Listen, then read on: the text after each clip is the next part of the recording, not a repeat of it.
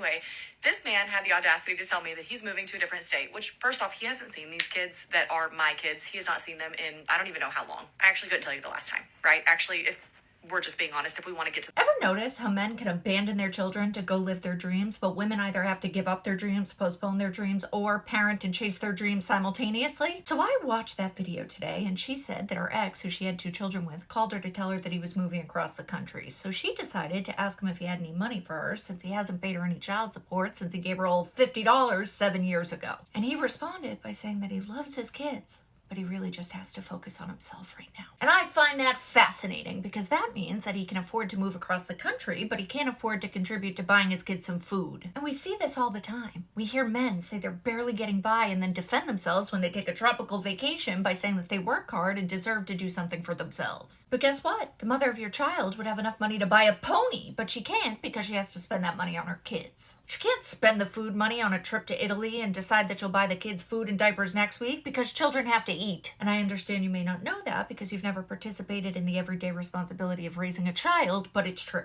They see spending money on their kids as an extra, but moms have to see it as a priority. She would love to do fun stuff, but she can't because she has to spend that money on being a mom. But he spends all his money on doing fun stuff, so he runs out of money to be a dad.